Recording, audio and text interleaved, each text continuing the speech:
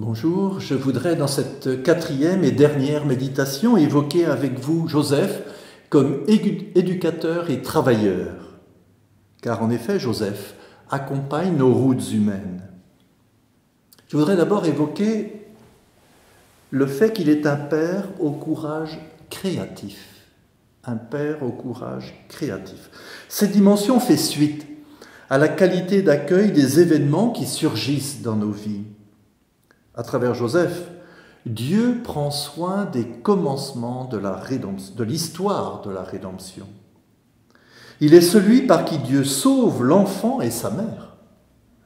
Il doit assumer les imprévus, le recensement à Bethléem dans les conditions difficiles, le danger d'Hérode et donc le départ en Égypte. Pendant ce temps, au pays étranger, il a fallu manger. Il a fallu trouver une maison. Il a fallu trouver un travail. Le temps des évangiles de l'enfance avec Joseph nous apprend comment faire de tout problème une opportunité pour surgir à la nouveauté du don de Dieu. Il est remarquable que Jésus, le Fils de Dieu, avec Marie, sa mère, se soit fait dépendant de Joseph.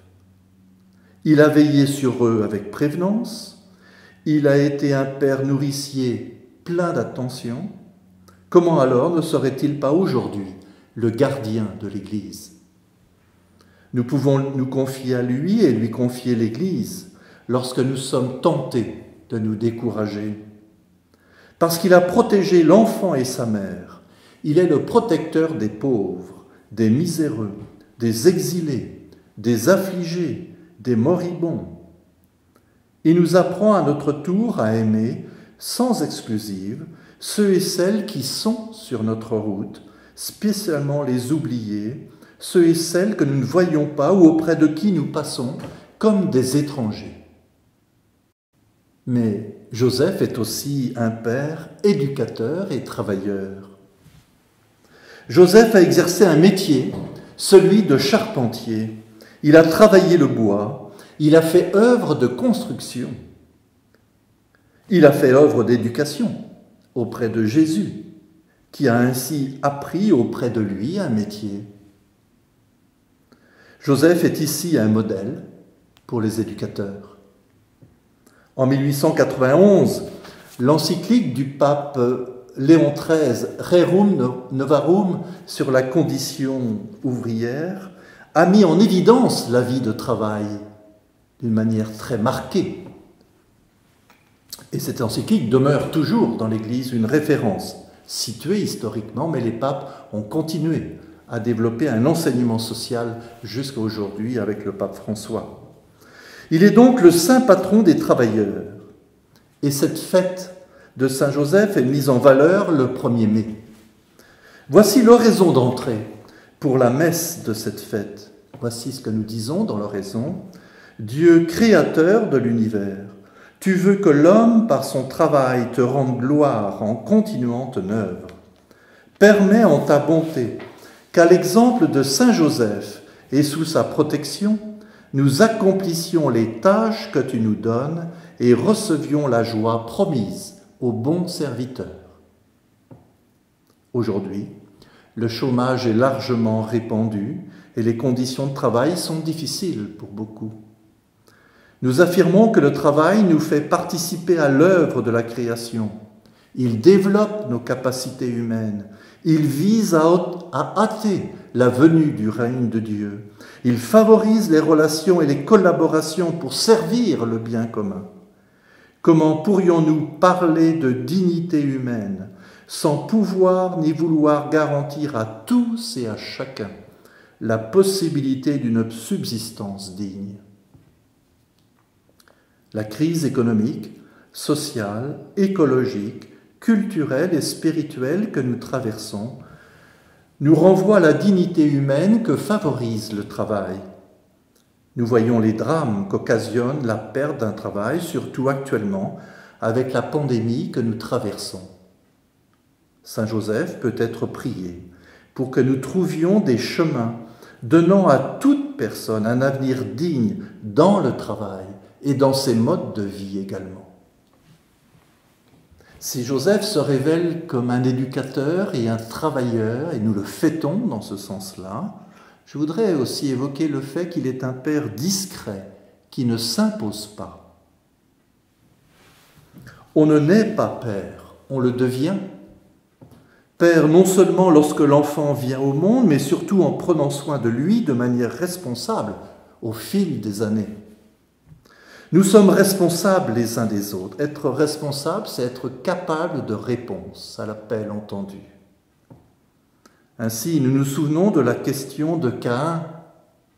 Lorsque Dieu lui demande « Où est ton frère ?», la réponse de Caïn, nous sommes ici au chapitre 4 de la Genèse, au verset 9, « Suis-je le gardien de mon frère ?»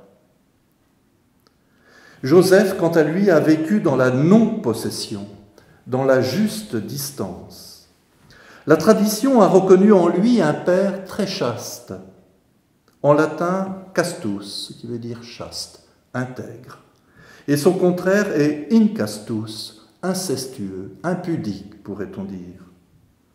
La chasteté, vertu éminemment positive, est donc le contraire de l'inceste. Les sciences humaines nous apprennent combien l'interdit de l'inceste est la base même de la structuration de la personne. La chasteté signifie la juste relation. C'est le renoncement à la confusion ou bien à la possession pour grandir en liberté. C'est donc la clarté dans les relations. Il est possible alors d'aimer en vérité. Dieu nous aime d'un amour qui nous veut libres, de telle sorte qu'il nous laisse la possibilité de nous tromper ou bien même de nous retourner contre lui.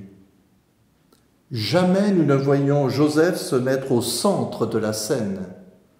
Sa vie est toute centrée sur Marie et Jésus que Dieu lui a donné à aimer et à servir. Le bonheur de Joseph ne se tient pas dans la négation de lui-même, mais dans le don de lui-même. Son silence n'est pas mésestime de soi. Il n'est pas non plus chargé de plainte, car dans les évangiles, aucune parole de lui n'est rapportée. Son silence est parole, par les actes concrets qu'il pose. Joseph nous offre l'exemple d'une vie accomplie. Il est le reflet de la bonté du Père céleste pour Jésus. Il peut l'être pour nous aujourd'hui.